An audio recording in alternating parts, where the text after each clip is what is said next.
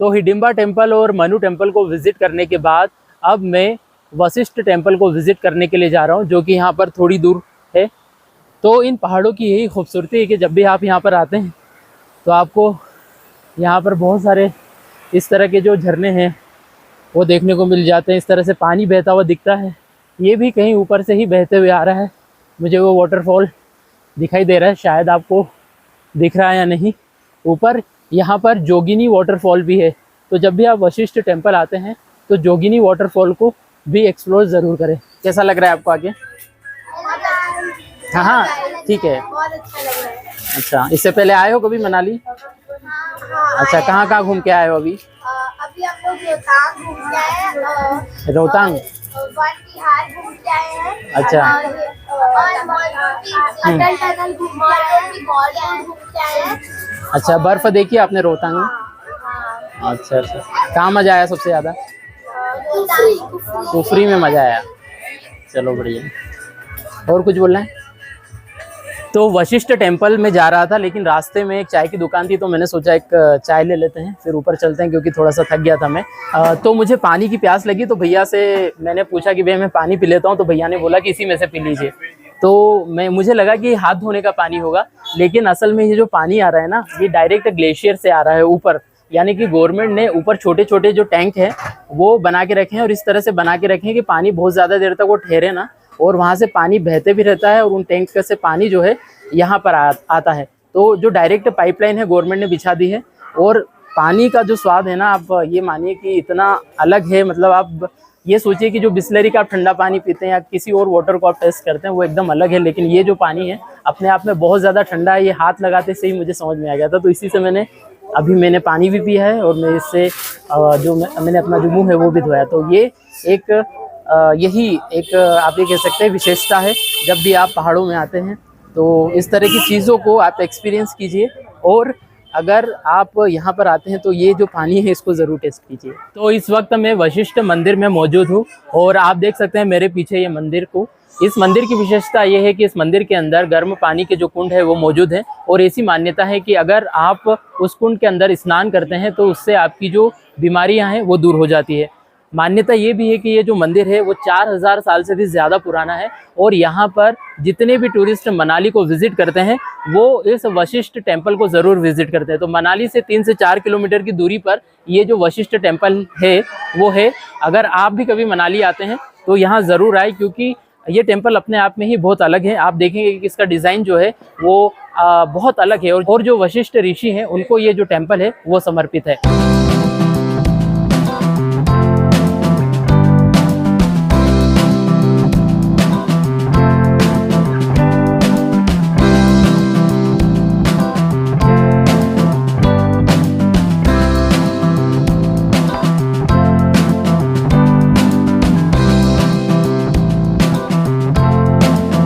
तो मेरे पीछे आप ये कुंड देख सकते हैं, यही वो कुंड है जिसमें गर्म जो पानी है वो आता है। और ऐसी मान्यता है कि अगर आप इस कुंड के अंदर आते हैं, नहाते हैं, तो आपकी जो भी पुरानी बीमारियां हैं वो दूर होती है। तो यहाँ पर ये कुंड तो यहाँ पर ये बना हुआ है। इसके अलावा लेडीज़ों के लिए भी एक अलग से जो कुंड है वो यहाँ पर बना हुआ है।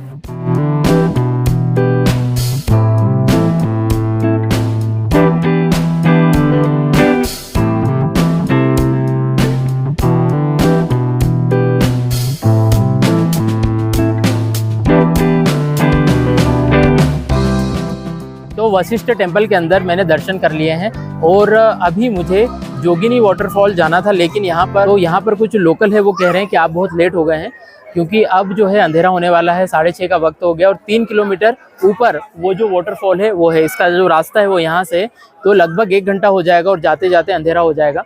तो यहाँ पर जो लोग हैं वो यही बोल रहे हैं कि अभी आप वहाँ पर मत जाइए, क्योंकि वहाँ पर जो भालू है उसका भी खतरा होता है। तो कल हम कोशिश करेंगे कि अगर टाइम रहा तो एक बार फिर से यहाँ पर आकर जो जोगिनी वाटरफॉल है उसको विजिट करें और उसको एक्सप्लोर करेंगे। तो जोगिनी वाटरफॉल को देखने के लिए अब मैं ऊपर जा रहा हूँ। कल मैं यहाँ पर आया था, वशिष्ठ मंदिर को विज़िट किया था, लेकिन उस समय शाम 6 बज गए थे, और जो लोकल्स थे उन्होंने इधर आने के लिए मना कर दिया था, क्योंकि जो वशिष्ठ मंदिर है उससे लगभग 1.5 किलोमीटर ऊपर जो है वो जोगिनी वाटरफॉल पड़ता है। तो शाम के समय यहाँ पर जंगली जानवरों का ख़तरा होता है, और यहाँ पर बहुत बड़े बड़े भालू, तेंदुए सब कुछ है यहाँ पर। तो आप भी जब आएँ तो यहाँ पर थोड़ा ध्यान रखें। दिन में भी जब आप घूमें तो थोड़ा ध्यान रखें, लेकिन रात में तो बहुत ज़्यादा ख़तरा होता है। गांव वाले कहते हैं कि रात में तो उनके घरों के आसपास भी जो है कई बार भालू देखने को मिल जाते हैं, और यहाँ पर जो भालू हैं बहुत ज़्यादा बड़े हैं। तो इसीलिए आप अपनी सेफ्टी का ध्यान रखें। शाम के समय इस एरिया में आना अवॉइड करें। देखिए पीछे कितना घना जो जंगल है, इतनी ऊपर आपको अगर शाम में आप चढ़ाई करेंगे तो उतरते हुए अगर रात होगी तो आप कैसे आ पाएंगे, क्योंकि यहाँ पर कहीं पर रास्ते में जो लाइटिंग्स है वो भी नहीं है। ये पूरा इसी तरह का जो रास्ता है, आप देखिए कच्चा, इस तरह की जो पगडंडी है वो है, और वहाँ ऊपर कहीं पर है झरना, जिसको अभी हम देखने के लिए जाएंगे। आप देखिए ऊपर के जो नज़ारे हैं वो मैं आपको बता रहा हूँ। ये जो रास्ता है वो जाता है। तो आप भी कभी आएँ तो जोगिनी वाटरफॉल को ज़रूर विज़िट करें, क्योंकि ये मस्ट विज़िटिंग प्लेस है। जो भी लोग मनाली आते हैं यहाँ ज़रूर घूमने आते हैं। इस चीज़ को अवॉइड ना करें। थोड़ा सा आपको मेहनत करना पड़ेगा, ऊपर चलना पड़ता है। वशिष्ठ मंदिर तक भी जो टैक्सी वगैरह है वही आती है, वहाँ पर आप लोकल बस वगैरह नहीं कर सकते हैं। तो इस चीज़ का भी आप ध्यान रखें। तो मुझे लगता है कि शायद मैं रास्ता जो है वो भटक गया हूँ, क्योंकि यहाँ पर कहीं पर भी जो साइन बोर्ड है वो नहीं लगे हैं कि वहाँ से एक नीचे से रास्ता गया हुआ है, और इधर ऊपर से कहीं से ये पानी बहते हुए आ रहा है। ये पानी सारा जो है ग्लेशियर से जो पिघलते हैं उन्हीं से ये आता है। और यहाँ पर जो गांव वाले हैं उनको गवर्नमेंट ने ये सुविधा दी है कि ऊपर जो है छोटे छोटे टैंक बनाए हैं और पाइपलाइन बिछा दी है घरों तक। तो ये एक अच्छा साधन है। कल मैंने वो पानी भी पिया था। अब रास्ता जो है मुझे लगता है और नीचे उतरना पड़ेगा फिर से मुझे इधर, क्योंकि मैं ऊपर चढ़कर आ गया था, क्योंकि यहाँ सीढ़ियाँ बनी थी। तो मुझे लगा कि शायद जो रास्ता है वो यही है। तो जब भी आप यहाँ जाते हैं तो रास्ते में कुछ दुकानें तो आती ही है खाने पीने की। तो दिन में ऐसा है कि आपको लोग मिल जाते हैं, शाम में हो सकता है ना मिले। इधर देखिए कितना घना जंगल है, ऊपर तक ये पूरा जो जंगल है वो गया हुआ है। तो जो जंगल है वो काफ़ी ज़्यादा घना है। देखिए आप, इधर तो सिटी है, इस तरफ ये पूरी जो मनाली है वो आपको दिख जाती है, लेकिन इस तरफ जो पूरा जो घना जंगल है वो है। आप ऊपर तक देखेंगे तो कभी भी आउटसाइड नहीं जाना चाहिए आपको। यहाँ पर आइए, जो ट्रैक बने हुए हैं उसी से आप आगे चलिए, क्योंकि अगर आप इधर जाने की कोशिश करेंगे, जो कि मैं भी सोचता हूँ, लेकिन जो लोकल्स हैं वो मना करते हैं, इसलिए पहले पूछ लें। ऊपर जो है काफ़ी ऊपर जाना पड़ता है, रास्ता भी नहीं बना है यहाँ। तो फिर भी ये पगडंडी बनी हुई है, देखिए कच्चा जो रास्ता है वो जा रहा है, लेकिन ऊपर ऐसा कुछ नहीं है। अगर आप बहुत ऊपर चढ़ गए फिर वहाँ से उतरेंगे कैसे? तो इसलिए इधर ऑफ रोडिंग ना करें।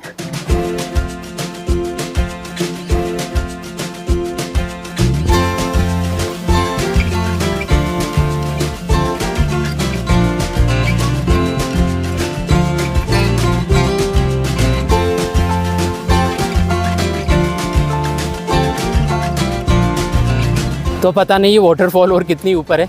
उधर से मैं काफ़ी दूर तक वॉक करते हुए तो आ गया हूँ। काफ़ी चढ़ाई थी, लेकिन यहाँ पर तो एकदम खड़ी चढ़ाई है। देखिए ये लोग जो जा रहे हैं वहाँ कहीं ऊपर जा रहे हैं, तो एकदम खड़ी चढ़ाई है और ऊपर चढ़कर जाना है हमें।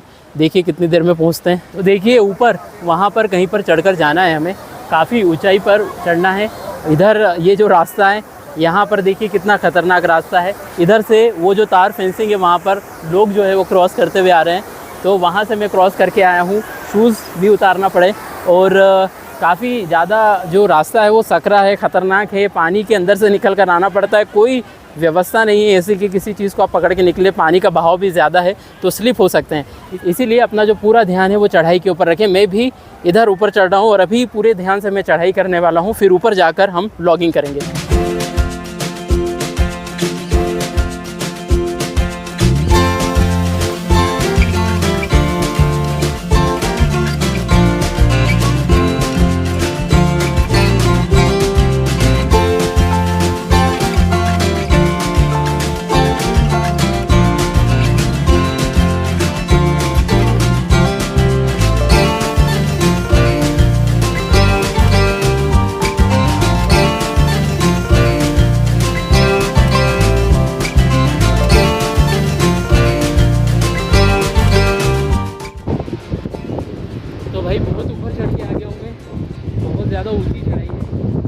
तो भाई यहाँ आ गया हूँ मैं। ये पता नहीं जोगिनी वाटरफॉल है या क्या है, क्योंकि यहाँ पर जो लोग आए हैं वो भी अधिकतर टूरिस्ट हैं और उन्हें भी नहीं पता है कि वाटरफॉल कौन सा है। कुछ लोग कह रहे हैं कि और आगे है, लेकिन मुझे नहीं पता। शायद यही है जोगिनी वाटरफॉल, और आप नज़ारे देख सकते हैं।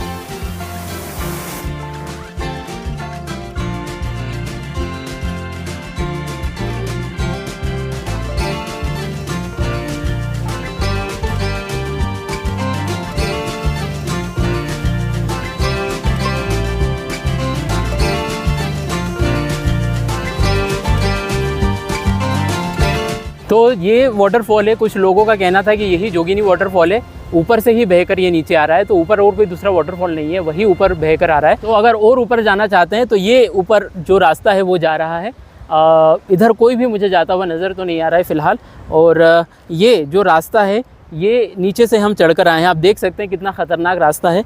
तो कहीं पर भी आप स्लिप हो सकते हैं, पैरों का आपको ध्यान रखना है, कहाँ रखना है कहाँ नहीं। इसीलिए जब भी आप ऊपर चढ़े तो अपने हाथ में किसी भी तरह का सामान नहीं रखना चाहिए। बैग वगैरह है उसे टांग लीजिए अपने शोल्डर के ऊपर और फिर आप ऊपर चढ़ाई कर सकते हैं। तो चढ़ना जितना कठिन है उससे भी कहीं ज़्यादा कठिन है यहाँ से नीचे उतरना, क्योंकि जब भी आप यहाँ से नीचे उतरते हैं तो आपके पैर जगह जगह पर स्लिप होते हैं और बहुत स्पीड से आप नीचे आते हैं। तो इसीलिए यहाँ पर बहुत ज़्यादा ख़तरनाक है। मैं तो ये कहूँगा कि अगर आप फिट एंड फाइन हैं तो ही यहाँ पर आएँ, अच्छी क्वालिटी के शूज़ ही पहन कर आइए। यहाँ पर चप्पल से काम नहीं चलेगा, अच्छी क्वालिटी के आप शूज़ पहन के आइए तो ही आप यहाँ पर आइए, वरना इसको स्किप कर दीजिए क्योंकि थोड़ा सा ये डेंजर है।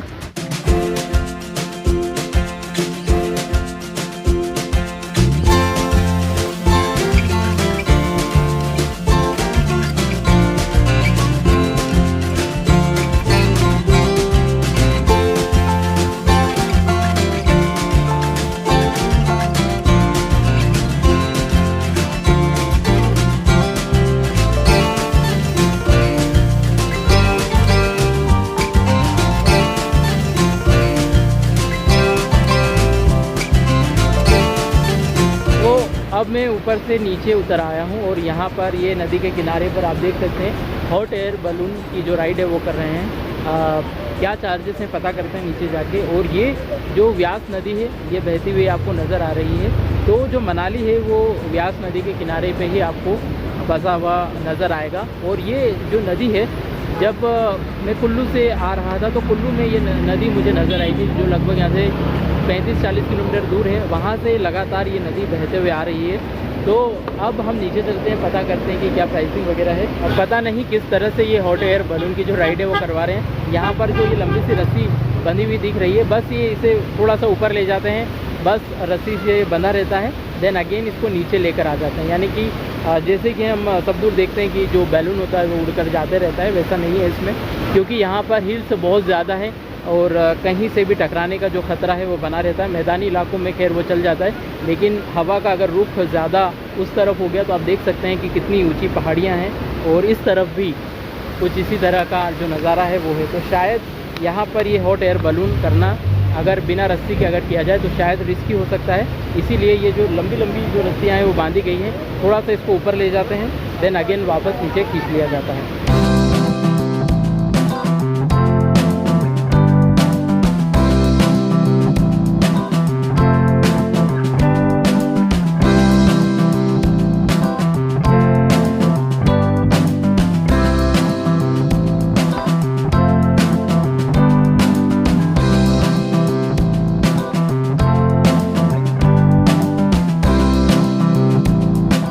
तो बस अब यहीं पे मैं थोड़ी देर बैठूंगा व्यास नदी के किनारे पर।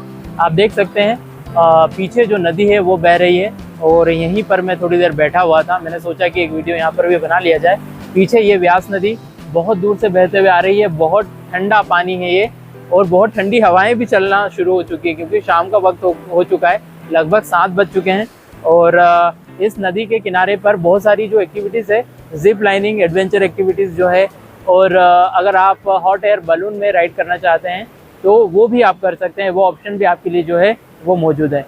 1500 रुपये पर पर्सन जो है वो चार्ज है यहाँ पर हॉट एयर बलून में। और ये सिर्फ 200 से 300 फीट ऊपर तक लेकर जाते हैं और फिर वापस नीचे ले आते हैं। सिर्फ 2-3 मिनट के लिए ऊपर होल्ड करते हैं, देन अगेन नीचे आ जाते हैं।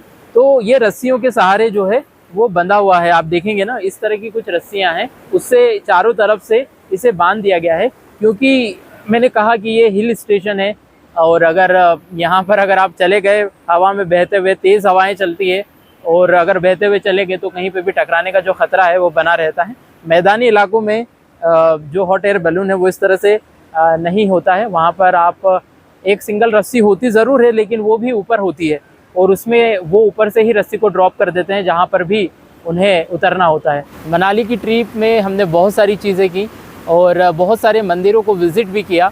और मनाली की अगर ये ट्रिप आपको पसंद आई है, मेरे वीडियोस आपको अच्छे लगे हैं, तो मेरे चैनल को सब्सक्राइब कर लीजिए। आगे भी हम बहुत सारे ऐसे ही वीडियोस बनाते रहेंगे। नेक्स्ट ट्रिप कहाँ होने वाली है कोई कमिटमेंट नहीं कर सकता हूँ, क्योंकि इससे पहले मेरा कोई शिमला मनाली आने का कोई प्लान नहीं था। मैं नेपाल जाने वाला था, लेकिन रिज़र्वेशन नहीं हो पा रहा था और थोड़ा सा कुछ प्रॉब्लम हुई मुझे, तो मैं उस ट्रिप को मैंने कैंसिल किया। अभी मैं मनाली आया हूँ, तो अब हो सकता है कि जो नेक्स्ट ट्रिप है वो नेपाल की ही हो। तो दोस्तों, व्यास नदी के किनारे बैठकर मनाली की ट्रिप को करते हैं ख़त्म। अगर आपको मनाली के वीडियोस पसंद आए हैं तो उन वीडियोस को लाइक कीजिएगा, मेरे चैनल को सब्सक्राइब कीजिएगा, क्योंकि नेक्स्ट ट्रिप भी हम बहुत जल्द शुरू करने वाले हैं। और अगर आप सब्सक्राइब करेंगे तो डे टू डे आपको जो वीडियोज़ हैं वो मिलते रहेंगे। धन्यवाद।